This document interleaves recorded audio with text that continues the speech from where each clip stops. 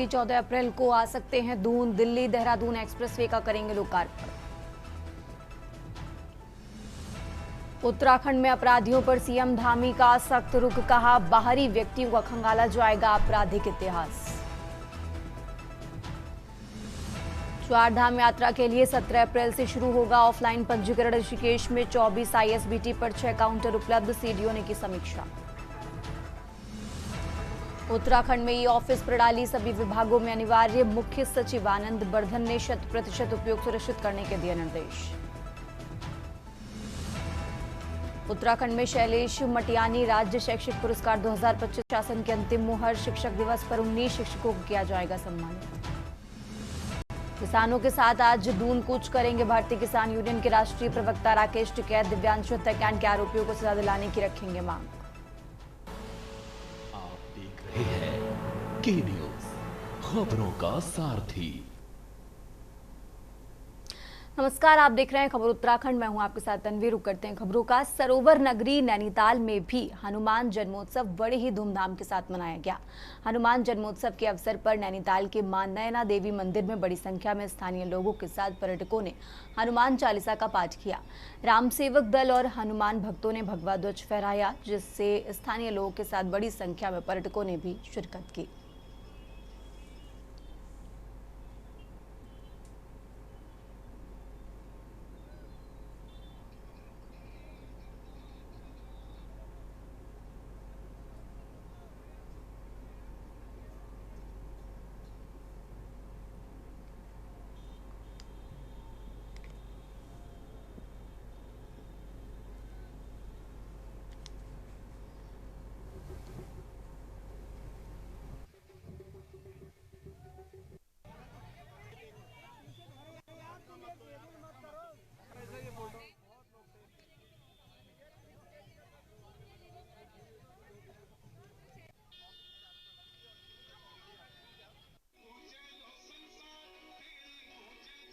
लग रहा है, दुनिया को देख रहा हूँ, राम की मस्ती में हर कोई झूम रहा है और जगह जगह प्रसाद भी बांट रहा है, जगह जगह प्रचार भी कर रहा है। ऐसा हमारा हिंदू भाई होना चाहिए और हर घर में हिंदू का प्रचार होना चाहिए, जो हमारी परंपरा को, हमारे भगवान को, हमारी संस्कार को, हमारे माता पिता को, सबको लेके चलना चाहिए। और मेरे भाइयों, मैं तो बस इतना कहूँगा, सीताराम राधे श्याम और शंकर भगवान की सदा सदा के लिए जय होना चाहिए। माता पिता की और सत्य की विजय होना चाहिए। मेरा राम उत्सव के उपलक्ष्य में लोगों में इतना उत्साह है कि आप देखेंगे कि कितने जो है भक्तजन हमारे पास जो है प्रसाद ग्रहण करने के लिए आ रखे हैं। बहुत अच्छा उत्साह लग रहा है और कोशिश ये रहती है कि हर साल ये हनुमान जन्मोत्सव बनाया जाए, जिससे कि बच्चों को भी जो है इस आस्था के बारे में पता चलता है। आज हनुमान जी की जयंती है। हनुमान जी जन्म उत्सव के पर्व पर हमारे बच्चों को बड़ा उत्साह है। हम चाहते हैं कि आने वाले समय में भी ऐसे ही उत्साह बने रहें और कार्यक्रम करते रहें, भगवान जी का नाम लेते रहें और इसी प्रकार से आगे को रिद्धि सिद्धि भी बनी रहेगी।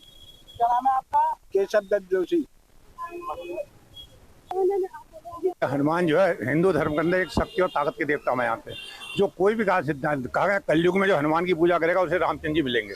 तो इसलिए हनुमान जी का जो वो है, इसलिए हनुमान जी के हम हनुमान जयंती जो है 16 साल से यहाँ भंडारा चला रहे हैं। दिन भर जो है 11 बजे से स्टार्ट करते हैं, जब तक चलता है 4 बजे भंडारा करते हैं। उसका सबको होते हैं, क्योंकि हम चाहते हैं हनुमान का जो प्रसाद है, हनुमान की जो शक्ति है, वो सबको बटे, जिससे पूरा अपना देश है भारत जो है विकसित बने, उत्तराखंड विकसित बने और सभी लोग सुखी में समृद्ध हों। और अब आगे बढ़ते हैं खबरों में। हल्द्वानी में रसोई गैस की किल्लत और बढ़ती कीमतों को लेकर लोगों का गुस्सा अब सड़कों पर नजर आने लगा है। बड़ी संख्या में बुजुर्ग एसडीएम कोर्ट पहुंचे, जहां उन्होंने गैस की कालाबाजारी और सप्लाई में हो रही देरी के खिलाफ जोरदार प्रदर्शन किया। प्रदर्शनकारियों ने नारेबाजी करते हुए सिटी मजिस्ट्रेट एपी वाजपेयी को ज्ञापन सौंपा और जल्द से जल्द गैस आपूर्ति बहाल करने की मांग की।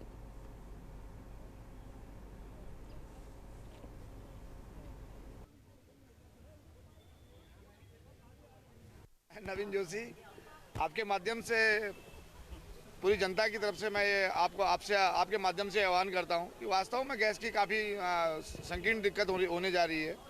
हमारे वहाँ कई लोग फ़ोन करके आते हैं, हम गैस एजेंसी को फ़ोन करते हैं, खासकर ये इंडियन गैस एजेंसी सरस मार्केट, जिनके संस्थापक हमारे खाती जी हैं, अभी भी फ़ोन उठाते नहीं हैं। और गैस की ऐसी किल्लत है कि गैस डिस्ट्रीब्यूशन में की कमी की वजह से और गाड़ियों का न्यूनीकरण ना आने की वजह से यह दिक्कत दिन पर दिन बढ़ती चली जा रही है। गैस को लेकर सबसे बड़ी दिक्कत ये है, आम आदमी के नाते, एक आम उपभोक्ता के नाते हमारा ये मानना है कि जो एक तरफ से जो सरकार दावा कर रही है कि गैस की कोई किल्लत नहीं है, जब गैस की कोई किल्लत नहीं है तो गैस के लिए ये लाइन और अफरा तफरी का माहौल क्यों है, ये सबसे बड़ा सवाल आज हमने यहाँ पर सिटी मजिस्ट्रेट के समन्वय से रखते हुए ये उनको एक सुझाव दिए हैं कि ये अफरा तफरी और लाइन वाले को कैसे माहौल को कैसे दूर किया जाए। देखिए, हमारे हल्द्वानी में खासकर जैसे इंडेन है, इसके अलावा HPCL और BPCL की भी सप्लाईज हैं। तो अभी BPCL और HPCL में लगभग सामान्य स्थिति है, लेकिन इंडेन की कुछ एजेंसीज ऐसी हैं जिन पर कुछ बैकलॉग बना हुआ है। खासकर Haldwani gas service, Kathgodam gas service जो हमारी PMBN द्वारा संचालित है, उनके कंज्यूमर्स को काफ़ी बैकलॉग का सामना करना पड़ रहा है। तो उसी को देखते हुए अभी ये निर्णय लिया गया है कि प्रतिदिन शाम को ये लोग अपने आने वाले अगले दिन का रोस्टर जो है वो पब्लिक डोमेन में जारी करेंगे ताकि लोगों को पूर्व सूचना हो। और अब रुक करते हैं अगली खबर का। रामनगर के पूर्व ब्लॉक प्रमुख और पूर्व कांग्रेस नेता संजय नेगी की कांग्रेस से ज्वाइनिंग को लेकर चल रहे विवाद के बीच हल्द्वानी विधायक सुमित हृदयेश ने बड़ा बयान दिया है। उन्होंने भविष्यवाणी करते हुए कहा कि संजय नेगी और रंजीत रावत दोनों 2027 के विधानसभा चुनाव में विधायक बनेंगे। सुमित हृदयेश ने कहा कि संजय नेगी और रंजीत रावत दोनों ही जमीनी स्तर के मजबूत और लोकप्रिय नेता हैं।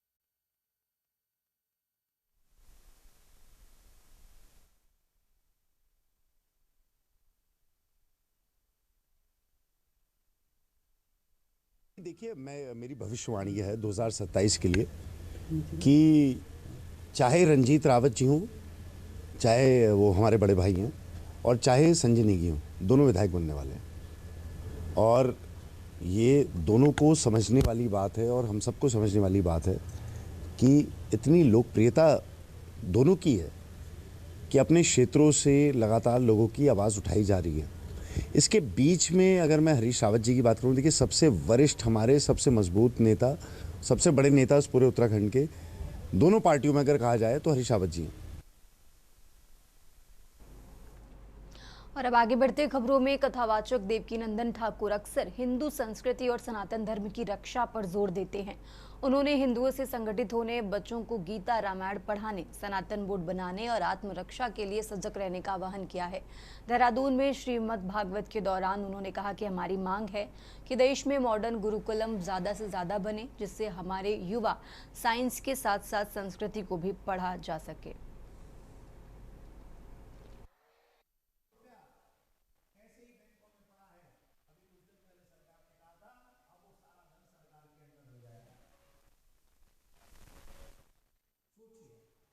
विचार है, हम तो ये दिल से चाहते हैं कि नेक्स्ट जनरेशन बचनी चाहिए, देश बचना चाहिए और ये हमारी परंपराएं बचनी चाहिए, हमारी बहन बेटियां बचनी चाहिए। उसके लिए हम प्रयासरत थे, हैं, आगे भी रहेंगे।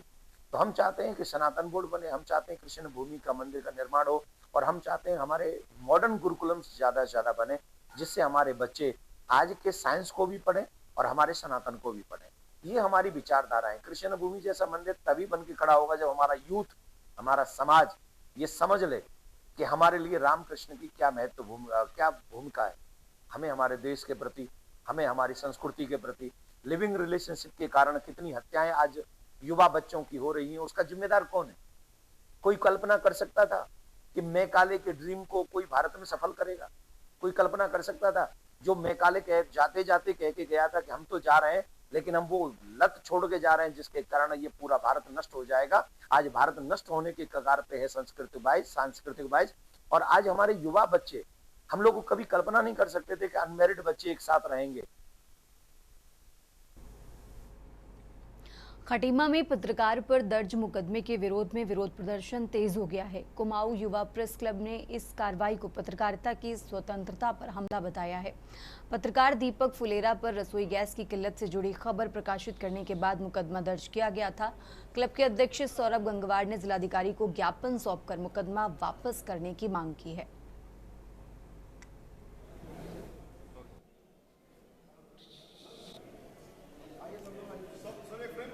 बहुत ही निंदनीय कृत्य इसको कहेंगे, क्योंकि पत्रकार जो सामने होता है वो आईना दिखाने का काम करता है। एक आम आदमी को जब कहीं से भी इंसाफ नहीं मिलता है तो उसको केवल एक उम्मीद की किरण नजर आती है, पत्रकार। पुलिस के चक्कर काटते काटते आम लोग थक जाते हैं, लेकिन उनकी तहरीर नहीं ली जाती। ज्वलंत से ज्वलंत मुद्दों पर और आपराधिक घटनाओं पर पुलिस उतनी सक्रिय नहीं हो पाती है जितनी सक्रियता खटीमा की पुलिस ने दीपक फुलेरा जो वरिष्ठ पत्रकार हैं उनके खिलाफ मुकदमा दर्ज करने में दिखाया है। हमारे एक पत्रकार साथी दीपक फुलेरा जी हैं, उनके खिलाफ प्रशासन ने एक गलत मुकदमा दर्ज किया है। उन्होंने खबर दिखाई थी गैस की कालाबाजारी, जो सिर्फ खटीमा में नहीं पूरे उधम सिंह नगर में, पूरे उत्तराखंड में और पूरे भारत में हो रही है।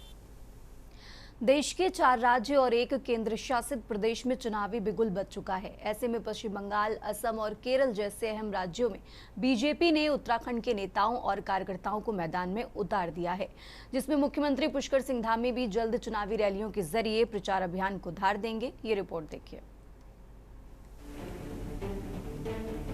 आगामी चुनाव से पहले प्रदेश में अब तक कई केंद्रीय मंत्री भी केंद्रीय योजनाओं और सरकारी कार्यक्रमों के बहाने कई बार उत्तराखंड का दौरा कर चुके हैं। अमित शाह के बाद रक्षा मंत्री राजनाथ सिंह भी प्रदेश दौरा कर चुके हैं। इसी क्रम में प्रधानमंत्री मोदी का भी प्रदेश दौरा प्रस्तावित माना जा रहा है। लगातार केंद्रीय मंत्रियों के दौरे इस बात का संकेत माने जा रहे हैं कि प्रदेश भाजपा आगामी चुनावों के मद्देनजर प्रदेश में अपनी पकड़ और मजबूत करना चाहती है।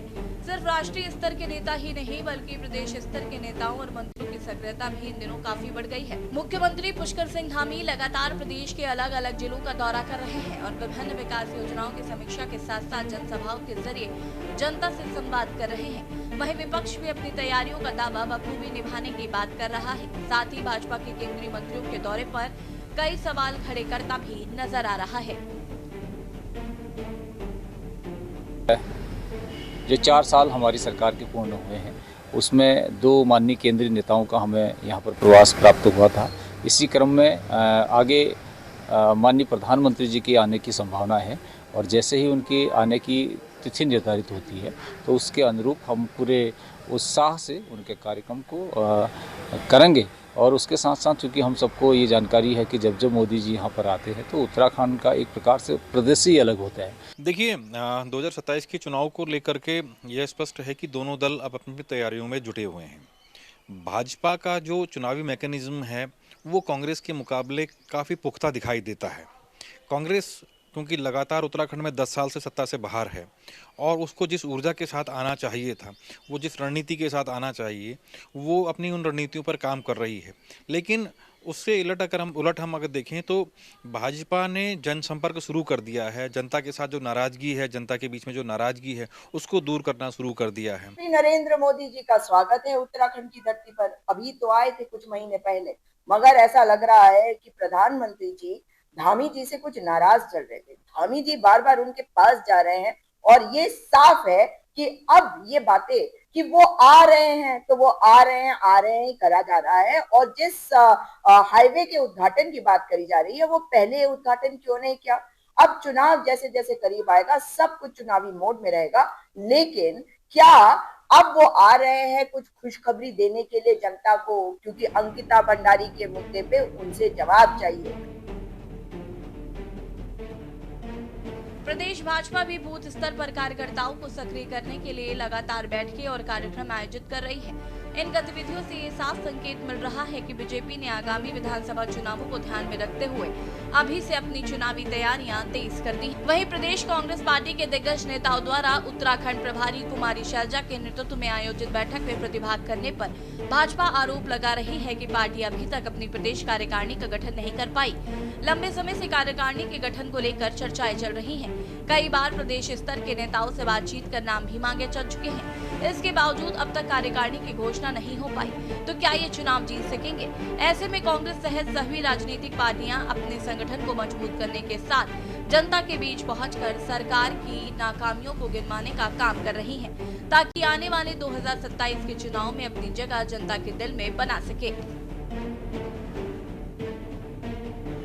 देखिए, जिस प्रकार से उत्तराखंड में लगातार बीजेपी के जो राष्ट्रीय मंत्री हैं, राष्ट्रीय जो उनके अधिकारी हैं, वो उत्तराखंड में लगातार दौरा कर रहे हैं, और वहीं दूसरी तरफ कांग्रेस में हरीश रावत ने मौन धारण किया हुआ है, और दूसरी तरफ उनकी बड़ी बड़ी बैठकें हो रही हैं। एक पार्टियां के कुछ लोग कांग्रेस से मिल रहे हैं, कांग्रेस के कुछ लोग बीजेपी मिल रहे हैं। तो इसको कह सकते हैं कि उत्तराखंड में उत्तराखंड क्रांति दल और राष्ट्रीय दलों की बढ़ती लोकप्रियता को देखकर दोनों दलों में खलबली मच गई है। और दूसरी तरफ ये भी कह सकते हैं हम कि इन दोनों दलों ने पिछले कई वर्ष 25 वर्षों से उत्तराखंड में कोई काम नहीं किया, तो वर्तमान में अपने झूठे प्रचार प्रसार के लिए, या यूँ कहें कि फिर उत्तराखंड की जनता को छलने के लिए ये लगातार उत्तराखंड में दौरा कर रहे हैं। आदरणीय प्रदेश प्रभारी कुमारी शैलजा जी बहुत अनुभवी नेता है, लोकसभा की सदस्य भी हैं और उत्तराखंड की प्रदेश प्रभारी भी हैं। अभी परसों ही उन्होंने उत्तराखंड कांग्रेस के वरिष्ठ नेताओं को दिल्ली बुला करके प्रदेश की समस्याओं पर व्यापक चिंतन मंथन किया है। पार्टी की मजबूती के लिए उन्होंने आवश्यक दिशा निर्देश भी दिए हैं। और जहां तक कार्यकारिणी का सवाल है, बहुत जल्दी कांग्रेस की कार्यकारिणी घोषित होने वाली है। उस पर जो एक्सरसाइज होनी थी वो हो चुकी है।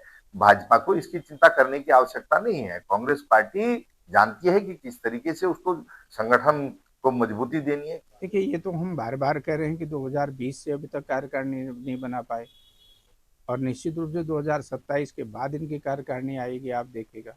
उससे पहले कांग्रेस में इतना सिरकुटोबल है, इतना अंदर खाने एक दूसरे के प्रति विद्वेष की भावना है, या एक दूसरे के प्रति एक दूसरे को नीचा दिखाने की भावना है कि कार्यकारिणी बना ही नहीं पा रहे। 3 अध्यक्ष बदल गए और 3 अध्यक्ष भी कार्यकारिणी नहीं बना पाए। 2020 में प्रीतम सिंह जी के कार्यकाल में कार्यकारिणी बनी, उसके बाद करण मेहरा जी और गोदियाल जी अध्यक्ष रहे, 7-8 महीने अपनी कार्यकारिणी नहीं बना पाए। 2022 का चुनाव बिना कार्यकारिणी के लड़ा। उत्तराखंड की राजनीति की में चुनावी सरगर्मी धीरे धीरे बढ़ती दिखाई दे रही है। बीजेपी जहां संगठन और सरकार दोनों स्तरों पर पूरी सक्रियता के साथ मैदान में उतर चुकी है, तो वहीं कांग्रेस भी अपनी तैयारियों को गति देने की कोशिश में लगी है। आने वाले महीनों में ये देखना दिलचस्प होगा कि कांग्रेस अपनी संगठनात्मक चुनौतियों को किस तरह दूर करती है और बीजेपी की चुनाव रणनीति के सामने किस तरह मुकाबला खड़ा करती है। Uttarakhand desk report. और अब खबर देहरादून से है, जहां जामुनवाला गांव में एकादशमुखी हनुमान मंदिर में हनुमान जन्मोत्सव बड़े ही धूमधाम के साथ मनाया गया। मंदिर समिति ने जन्मोत्सव के मद्देनजर पूरे मंदिर परिसर की सुंदर सजावट कर रखी थी। सुबह मंगला आरती के साथ ही श्रद्धालुओं ने मंदिर में स्थापित अपने आराध्य की पूजा अर्चना का शुभारंभ किया। बहुत ही अच्छा सुकून यहाँ पे मिल रहा है, और मैं तो भगवान सिद्ध बली बाबा कोटद्वार से विधायक रहा हूँ। वहाँ सिद्ध बली बाबा का मंदिर है, और आज इस बजरंग बली के मंदिर में आकर मुझे बहुत ही सुकून मिल रहा है, और इसकी बड़ी ख्याति है मैं सोचता हूँ। और क्योंकि निश्चित रूप से मैं तो सभी बजरंग बली के चरणों में प्रार्थना कर रहा हूँ। हमारी कीर्तन मंडली है यहाँ पे, एकादशमुखी हनुमान कीर्तन मंडली के नाम से हमारी कीर्तन मंडली है। और यहाँ पे हम लोग जब से बाबा भवानीगिरी ने ये मंदिर बनाया, तब से हम लोगों के द्वारा निरंतर हर मंगलवार को यहाँ पे भजन किया जाता है, भजन कीर्तन किया जाता है। और सबसे बड़ी बात है कि हमारी मंडली से जो भी धन एकत्रित होता है, जब कभी आपदा वगैरह आती है, तो वो सभी धन हम हनुमान जी की सेवा में खर्च करते हैं। श्री राम में बाबा भवानीगिरी महाराज जो 11मुखी हनुमान जी मंदिर के स्थापक संस्थापक 11मुखी हनुमान जी का मंदिर अकाय विश्व में एकलौता लगभग है जो यहाँ पर एक दिव्य धाम के रूप में स्थापित है। और पिछले कई वर्षों से यहाँ पर हनुमान जी का जो जन्मोत्सव है बड़े धूमधाम से मनाया जा रहा है। आज भी ऐसे ही बड़े धूमधाम से मनाया गया। सुबह से लेकर अब तक, बल्कि कल शाम से लेकर अब तक लगातार भक्तों का तांता लगा हुआ है। और विशेष यज्ञ अनुष्ठान, भजन भंडारा, कीर्तन, 11 घंटे का हवन आदि का कार्यक्रम समापन की ओर अभी हो रहा है। उत्तराखंड की खबरों में फिलहाल इतना ही। आप देखते रहिए के न्यूज़ इंडिया।